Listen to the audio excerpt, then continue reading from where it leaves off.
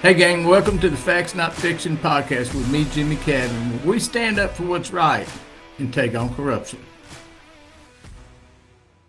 It's Jimmy come to you from the Cowtown compound with Facts Not Fiction. So, hey, my allergies have been hitting me pretty hard lately, so hang in here with me on that. I want to talk to you about Conway School District's last Tuesday night school board meeting, in which School Board President Andre Acklin just practically abandoned all the school board members.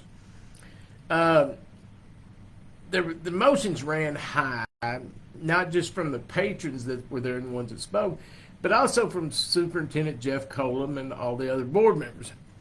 The main topic, of course, was the Celebrate Black History t-shirt fiasco and how it originated. The issues received a lot of coverage, but what I want to focus on is President Andre Acklin's attempt in the meeting to just run for cover by jumping in a bus and running over all the other board members. Now, I recommend you go back and watch the meeting on the YouTube link. The patrons' comments are at the 29:50 mark. It had several speakers, including myself, which I was at the end. Superintendent Jeff Colum is at the 56-minute mark. Board member David Naylor is at the 1 hour mark. And board president Andre Acklin is at the 2 hour, 7 minute, and 30-second mark. Like I say, while the whole meeting's worth watching, these are the ones that I really want to focus on. Colum made what I thought was a very genuine, heartfelt statement with an apology for his part in the fiasco. He really just seemed very sincere. Board member David Naylor did the same and acknowledged his mistakes in handling that he did, and he apologized as well. Now, despite claims from some in the community that this was all based on race and racism, that's not the case. These were just mistakes made. And at that point in the meeting, enter Andre Acklin. Instead of acknowledging his mistakes and his role in the fiasco, he actually tried to blame this issue and past issues on the other board members. His statement was full of inaccuracies and non-truths. And it went on, and in my opinion, evolved into an incoherent rambling with his arms flailing all about. He stated the issues we've been bringing, bathrooms, CRT, divisive words, that's why we've been having the problems we're having. Like, okay, of course these issues are going to bring criticism and pushback, but they needed to be addressed by the board. That's what boards do, and they did what they were supposed to do and address them. Acklin then said, I'm the only one that looks like me on the board. Well, that's pretty damn obvious. Just like the fact board member Tripp Leach, who was named the 2020 Outstanding Young Minority Professional by the Conway Chamber of Commerce, is the only one that looks like him on the board. Okay? Neither has anything to do with the issue that was being discussed. I'm at a loss for why Eckland even brought that up. To insinuate the board is not diverse defies logic. Okay, the law considers women minorities. So the fact is, 4 out of the 7 board members are minorities. That's pretty diverse. You have Andre Acklin, Tripp Leach, Linda Hargis, and Jennifer Cunningham. So 4 out of the 7 are minorities. I don't know what else he wants. Don't even know why he brought that up. Eckland looked at me at that point and said, Mr. Kavanaugh didn't know anything about that directive. Now, he was referring to what I said in patron comments and what Naylor had said in his statement, because the reality is Eckland did. He was a big part of it. Eckland then looked at Colum and said, this is where it really gets going good. Did I know anything about that directive? He looked directly at Colum and said, did I know anything about that directive? And Colum immediately had a deer in the headlights look. I mean, his face was just like, whoa. he did, and Column didn't answer. He just didn't answer because, well, we all know what the answer would have been. Acklin then said to Column, "Had you already made that call?" Column didn't say a word. He was looking at Acklin like, "I cannot believe you are doing this right now." And he didn't answer again, which gives you the answer in itself, right? Now, when Acklin could see Column wouldn't back him up on any of his statements and everything, he turned and pointed at Naylor and said, "Dr. Naylor already owned up to it." I mean, he pointed at Naylor and said, "Dr. Naylor already owned up to it," as if to say he did it, like young children often do when they got caught. You know, so they blame it on somebody else. "I didn't do it, he did it." We all know how kids do on that. He then spoke about the bathroom policy, saying the bathroom, "I didn't want to bring that." He actually said, the bathroom, "I didn't want to bring that." Really? We're talking about the controversial bathroom policies that really aren't controversial at all, in which the board decided to create a policy where if your birth certificate says you're male, you go to male bathrooms. If it says you're a woman, you go to female, you go to female bathrooms. And if you can't decide, then you know what? We're going to provide you private restroom. Same way on overnight trips. You know, if you're a male, you room with males. If you're female, you room with females. If you can't decide, we're going to give you a private room. So that's the policies he was talking about. And of course, you know, it was very controversial in the media, which I don't know why, still to this day don't. So let me provide you some facts. Now let's take a look at board policy 1.14, meeting agenda and public participation. The agenda guides the proceedings of the board meeting. The superintendent shall prepare the agenda with consultation from the board president, who is Andre Acklin. Other members of the board who desire to have an item placed on the monthly agenda may do so by contacting the superintendent or in writing the board president by the date established in this policy, and the item will be duly considered for inclusion. Key word there is considered. Just because a board member wants something on the agenda item doesn't mean it's going to be there. It's going to be considered by the superintendent and the board president. Now, the superintendent works for the board and the board president, so the bottom line is, if Andre Acklin didn't want those bathroom policies and overnight policies on the agenda, they wouldn't have been on there. They wouldn't have been on there. So for him to say he didn't want it, not true. He is the one who put those on the agendas for votes, okay, in the September meeting, in the October meeting, all right? So to say that he didn't want those, that's just not true. The reality is that he decided to put them on there. He then went on to say, while he and Naylor were at the game, and this goes back to when the women's coaches wore the Celebrate Black History T-shirts to a basketball game, which board member David Naylor was at, and someone approached him and asked about the shirts, if that was basically appropriate, could coaches wear them. And so Naylor saw Andre at the game, and Naylor approached him to talk about it. And so while they were at the game, Andre actually says, "Dr. Naylor asked me about what do you think about it," referring to the T-shirts.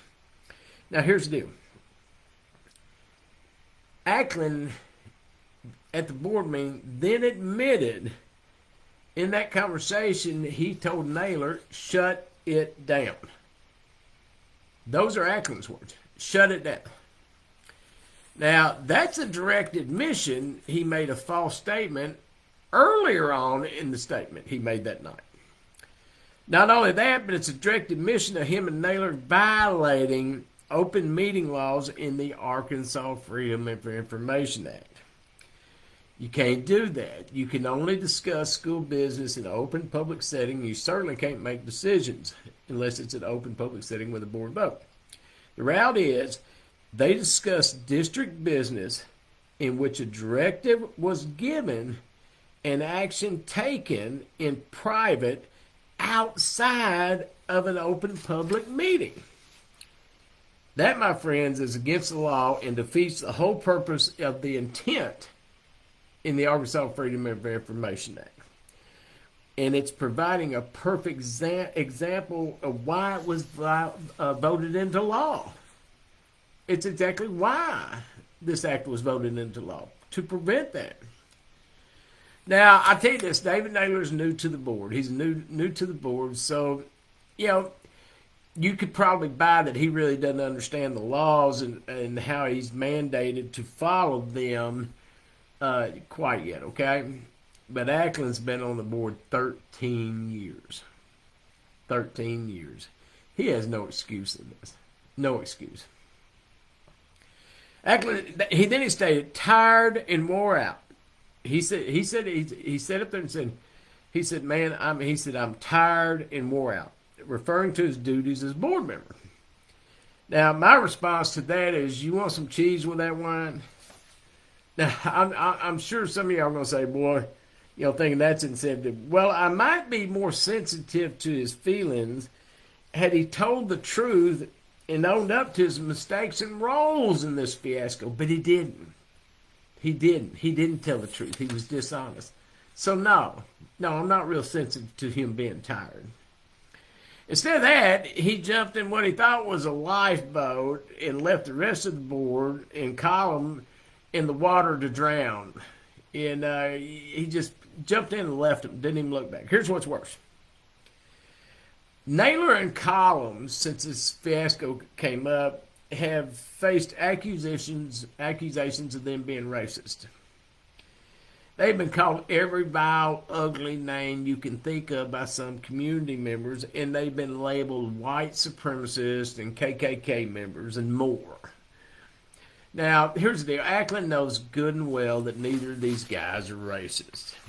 Now, he could have squelched all that at that meeting because the meeting was packed with black members of the community, and, of course, it was being live streamed, and it's on YouTube where you can go back and look at it. And he could have squelched most of that by just looking out at those folks in attendance and those watching on YouTube and tell them, say, hey, Dr. Naylor and Jeff Cullen guys are not racist.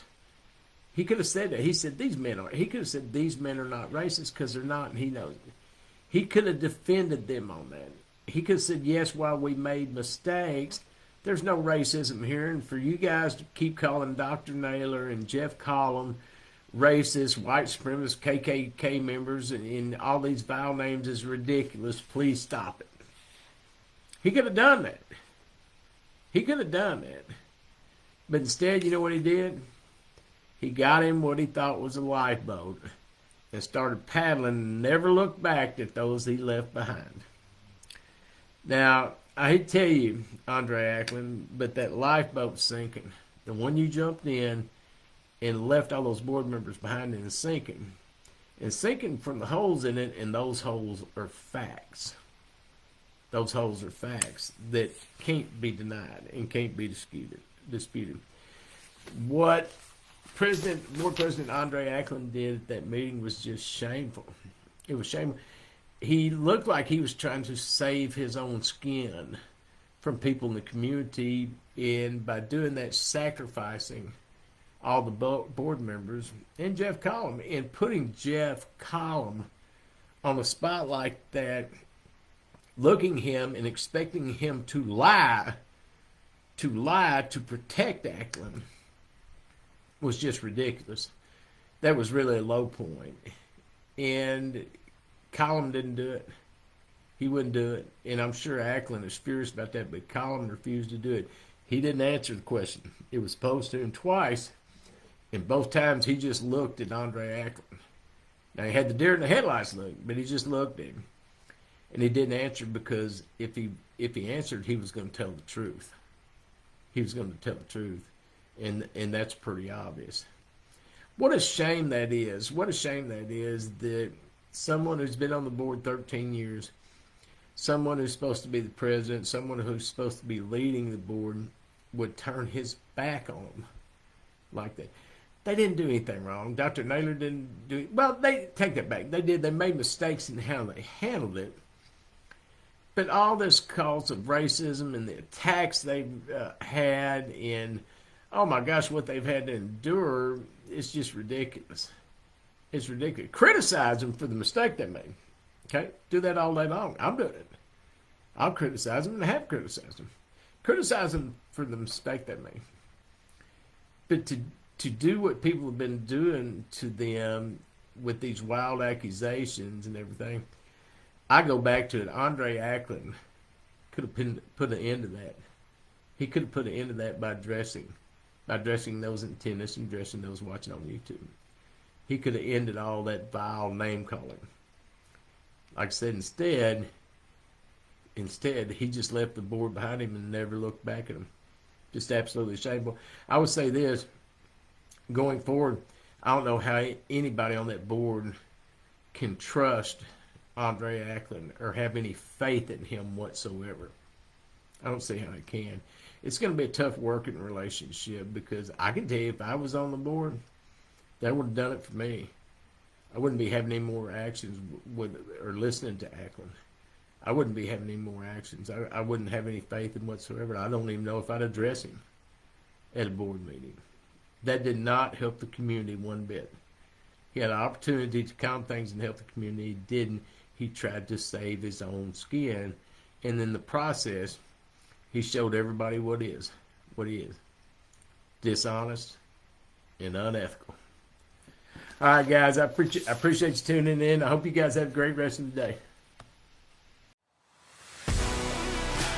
Hey, gang, thanks for joining us today for the Facts Not Fiction podcast. We hope you join us for our next episode where we're going to continue to stand for right and fight corruption.